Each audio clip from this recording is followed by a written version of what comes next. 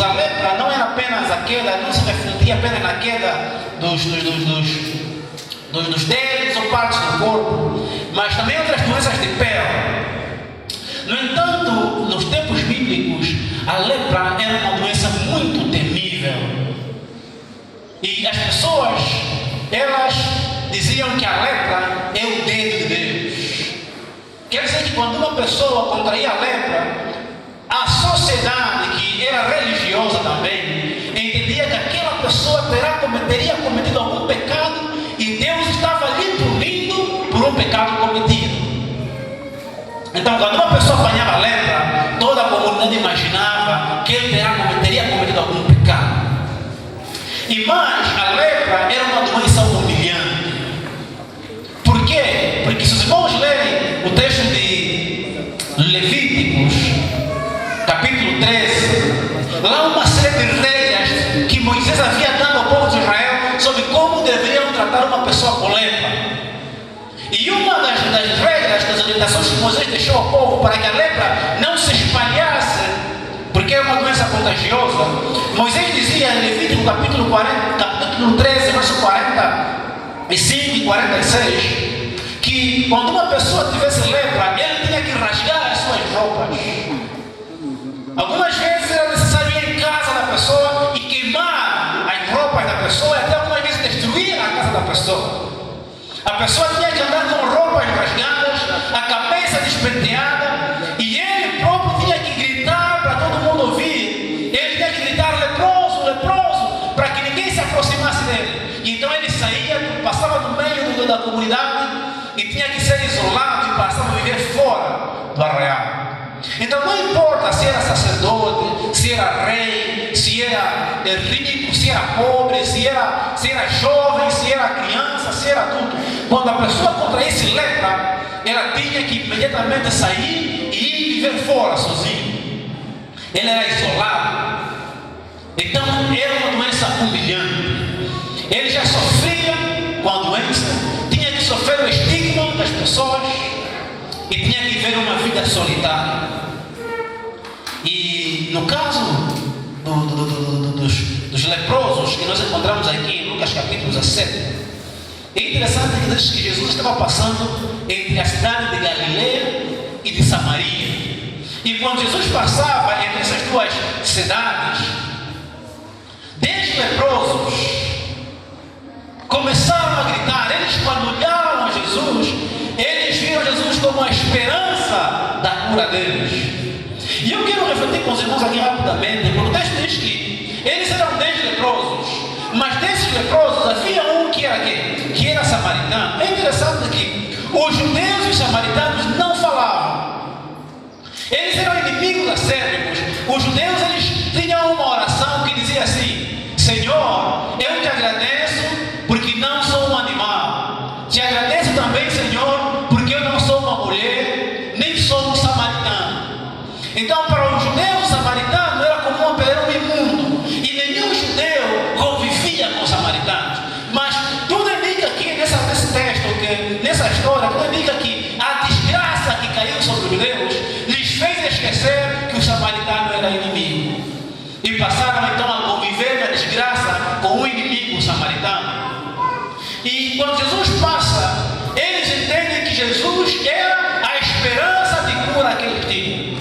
E então todos eles, samaritanos e judeus, começaram a gritar dizendo: Senhor Jesus, tenha misericórdia de nós. Jesus, por favor, não nos passe, Jesus. E sabe, irmãos, não há nenhum clamor sincero que Jesus não para prestar atenção. Todo clamor sincero, Jesus para e Jesus ouve. E Jesus se aproxima. E foi assim que Jesus, quando ouviu o clamor dos samaritanos, dos leprosos, Jesus pergunta: o que vocês querem, amigos? E eles dizem: Senhor, por favor, nós queremos ser curados. Queremos ser curados. E então Jesus diz: olha, vão e apresentem-se ao sacerdote. Na verdade, naqueles tempos, não havia médicos que faziam diagnóstico da lepra. Os sacerdotes, eles tinham a responsabilidade de identificar se uma pessoa tinha lepra ou se a pessoa já curou. Já havia orientações, eles sabiam. E então, quando uma pessoa era suspeita da lepra, ele era levado no templo. O sacerdote avaliava e decretava. Se por acaso a pessoa fosse curada já, também o sacerdote é quem dizia que de fato a pessoa já está curada. Então Jesus, ele disse: amigos, vão apresentar-se ao sacerdote. E eu quero refletir um pouquinho com os irmãos nesse detalhe, porque os leprosos, eles poderiam dizer assim: Senhor, não seria melhor primeiro o Senhor nos curar para depois nos apresentarmos aos sacerdotes? Senhor, tá bom, o Senhor disse que devemos nos apresentar, mas Senhor, nós só temos que chegar na presença dos sacerdotes curados. Senhor, não seria melhor nos curar primeiro? Mas o Jesus disse que, olha, amigos, vão apresentar. Jesus não disse que, olha, vocês estão curados. Jesus não disse que, amigos, vocês estão curados, está resolvido o problema. Jesus disse, amigos, comecem a caminhar e vão para o sacerdote. E os 10 leprosos, quando eles ouviram a voz de Jesus, com as palavras de Jesus, eles acreditaram nas palavras de Jesus e simplesmente começaram a caminhar confiando no que iria acontecer no caminho. Jesus não garantiu muita coisa. Vai se apresentar ao sacerdote. E pela fé que eles tiveram na palavra de Jesus, enquanto iam, diz o texto, eles perceberam que o seu corpo começou a sofrer quê? Começou a sofrer transformação. Os dentes que já não estavam começaram a ressurgir. A pele que estava manchada, branqueada, começou a voltar à cor normal, enquanto eles caminhavam. Quer dizer que a cura da lepra algumas vezes é um processo. A cura da lepra algumas vezes não é instantânea. A cura da lepra algumas vezes é um processo. E sabe, irmãos, todos nós aqui somos leprosos. Todos nós aqui somos leprosos. E a lepra que nós carregamos é uma lepra pior que a lepra física que esses 10 homens, ou esses 9 judeus e um samaritano tiveram. Porque nós, irmãos, hoje somos os leprosos da fornicação. A doença que nós carregamos é o pecado. E sabem, muitos de nós somos leprosos da fornicação. Somos leprosos dos luxos, somos leprosos das vaidades, somos leprosos da pornografia, somos leprosos do dinheiro, somos leprosos da mentira, leprosos da fofoca, leprosos da preguiça, leprosos do engano. Todos nós aqui somos leprosos, irmãos. E sabem, o pecado que a lepra que nós carregamos, ele tem consequências terríveis. Sabem, o pecado, ele primeiro nos atrai, depois ele nos dá prazer, mas assim como a lepra, o pecado depois nos humilha e nos destrói. O pecado, ele pode ser bom hoje, pode ser prazeroso hoje, mas o pecado um dia, ele vai nos humilhar e vai destruir a nossa vida. Por isso, precisamos fugir da lepra de hoje, que é o pecado. E muitos jovens, eles estão desesperados, assim como aqueles 10 leprosos, eles estão desesperados. E por quê? Porque eles têm uma lepra e não conseguem se desfazer dessa lepra. Eu vejo muitos jovens desencorajados e desanimados, porque eles estão caindo constantemente na mesma lepra, estão caindo constantemente no mesmo pecado, no mesmo mau hábito, no mesmo vício, e eles estão isolados sem saber como se livrar dessa lepra. Mas, amigo, do mesmo jeito que Jesus foi a esperança para os 10 leprosos, Jesus é a esperança para os leprosos atuais. A lepra da pornografia, a lepra da fornicação, a lepra do sexo, a lepra do álcool, a lepra da escravidão da moda, a lepra que nós carregamos hoje, apenas Jesus pode nos curar dessas lepras. E Jesus, ele pode fazer isso, e ele é o único que pode fazer isso. Então estou falando para um jovem leproso atual, estou falando para uma moça leprosa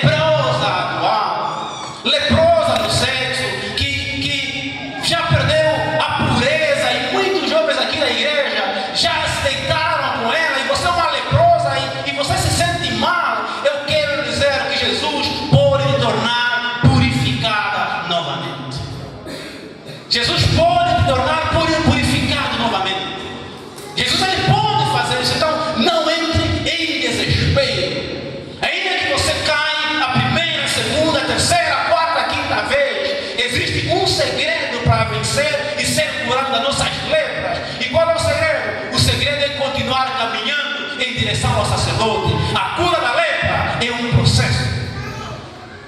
A cura da lepra é um processo. Não desanima, não importa quantas vezes você caiu, quantas vezes você falhou, quantas vezes você errou, não importa quão desanimado você está, levante, continue caminhando em direção ao sacerdote e à palavra de Cristo.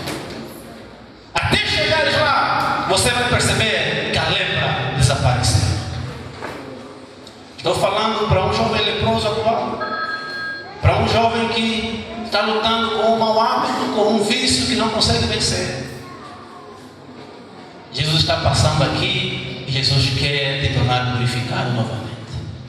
Jesus ele vai fazer isso em nome de Jesus. Ele vai fazer isso.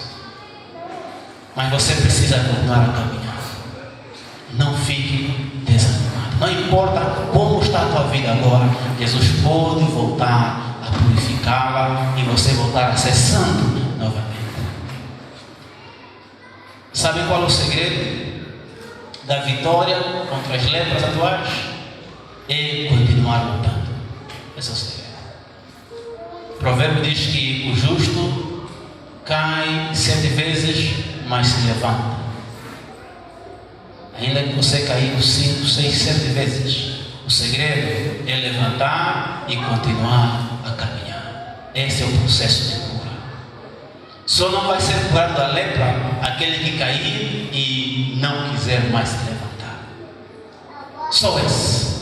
Então vou repetir, vou insistir em dizer: caiu, levante e continue marchando.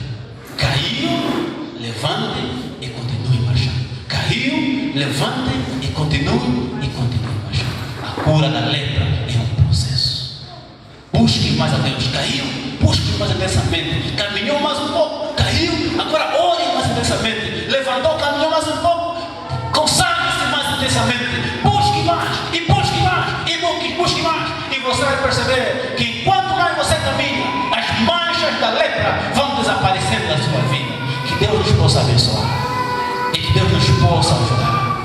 E que você saia desse culto, desse momento de louvor e de adoração, na certeza de que Jesus vai purificar as suas manchas. Jesus vai fazer você uma nova criatura. Simplesmente não desista. Que Deus nos abençoe.